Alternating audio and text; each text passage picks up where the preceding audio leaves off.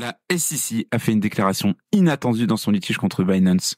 Elle a précisé qu'elle regrettait d'avoir utilisé le terme Crypto Asset Securities pour désigner certaines cryptos. Alors qu'est-ce que ça veut dire réellement ? On fait le point dans un instant. Le Crypto Daily. Mon nom est Benjamin Cohen.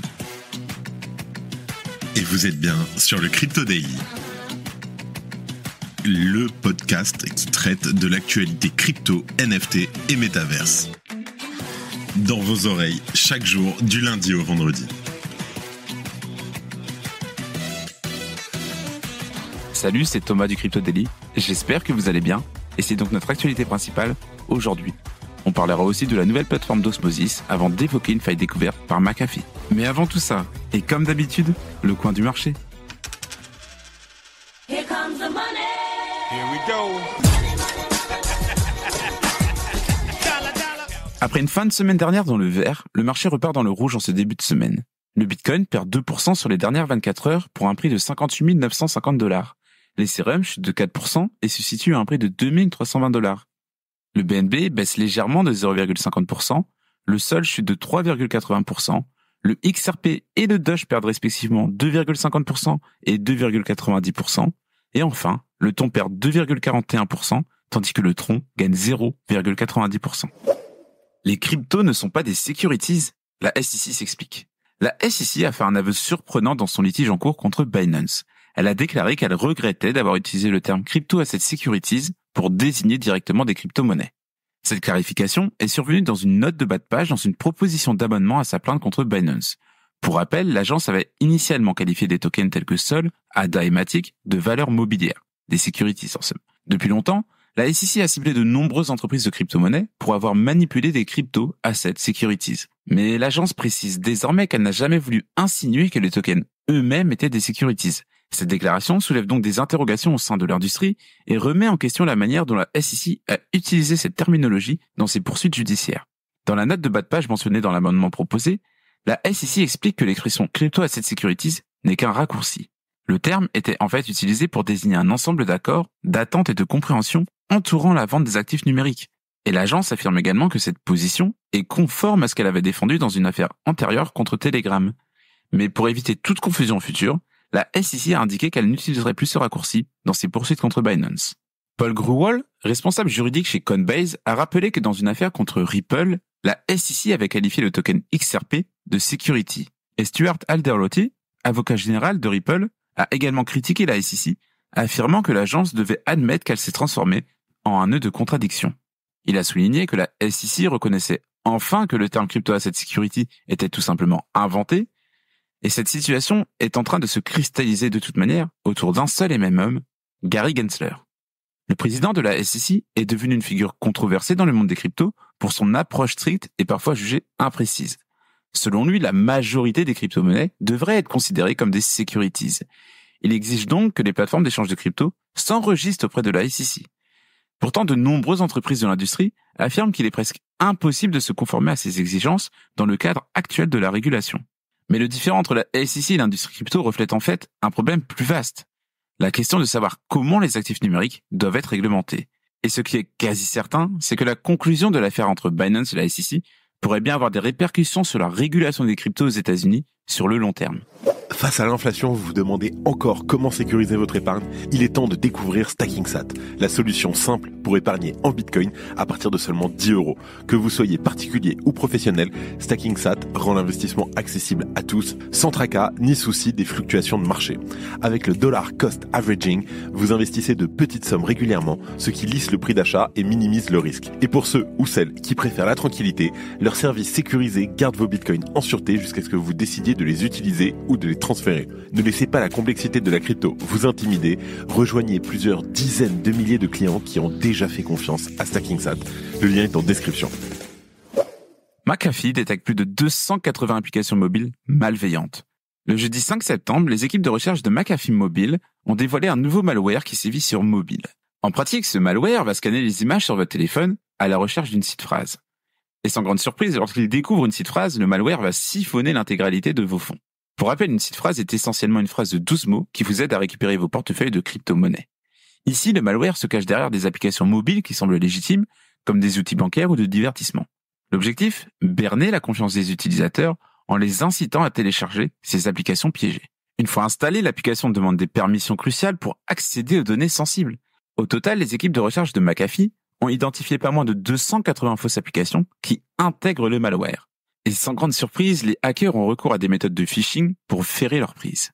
Ainsi, selon McAfee, les hackers envoient des SMS ou des messages via les réseaux sociaux contenant un lien malveillant. Par la suite, le lien va renvoyer sur un site de phishing qui se fait passer pour un site légitime.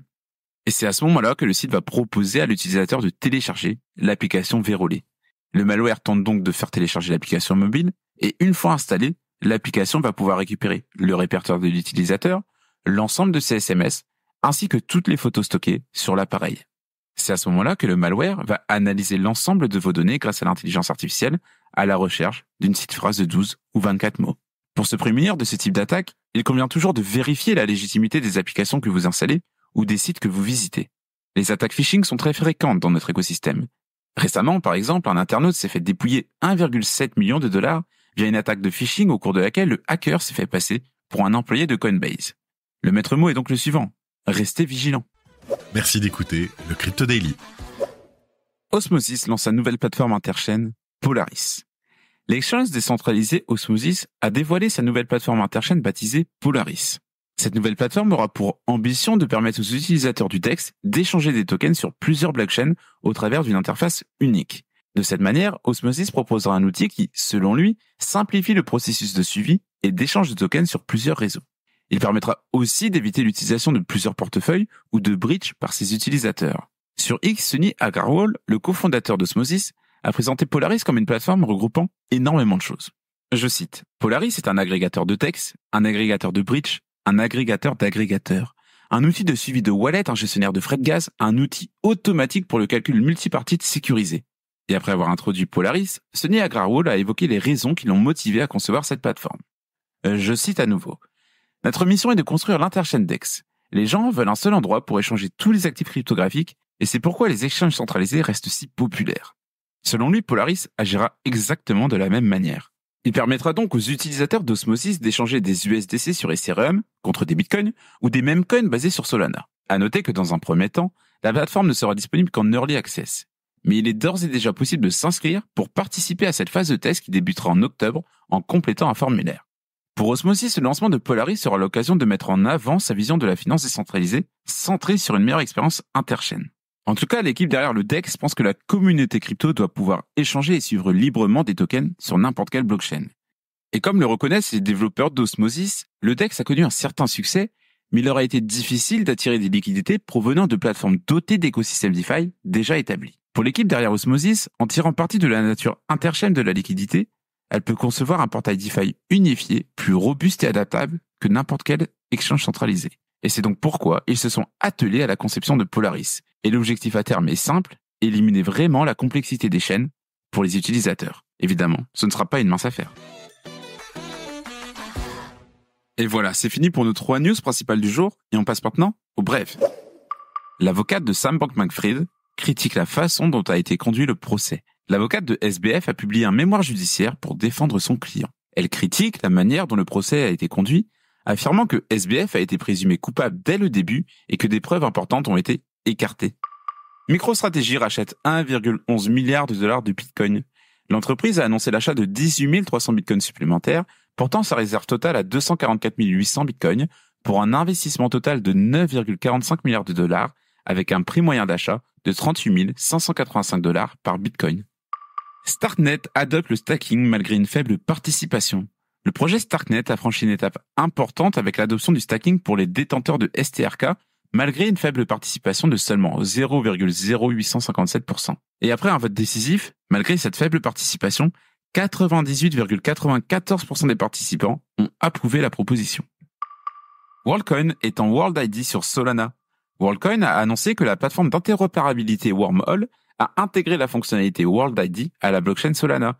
Cette expansion a été rendue possible grâce à une subvention de la WorldCoin Foundation. Et on termine par Polymarket qui approche des 1 milliard de dollars de paris sur les élections américaines. La plateforme Polymarket a accumulé 900 millions de dollars en paris sur l'élection présidentielle américaine. Actuellement, la candidate démocrate Kamala Harris est en tête avec un peu plus de 50% de chances de victoire et 127 millions de dollars misés sur elle. Demain soir à 19h, ne manquez pas notre live. Rejoignez-nous sur Twitter, YouTube, Twitch ou LinkedIn pour un récap des news de la semaine et des analyses de portefeuille crypto. Posez-nous vos questions en direct et profitez de nos surprises exclusives. Soyez prêts, on vous attend nombreux. Et voilà, c'est la fin de ce résumé de l'actualité du jour. Et évidemment, pensez à vous abonner pour ne pas rater le suivant, quelle que soit d'ailleurs l'application que vous utilisez pour nous écouter. Rendez-vous aussi sur Twitter et LinkedIn pour d'autres contenus d'actualité exclusifs. Je crois que j'ai tout dit. Faites attention à vous. Et moi, je vous dis à mercredi. C'était Benjamin pour le Crypto Daily. Merci et à très vite.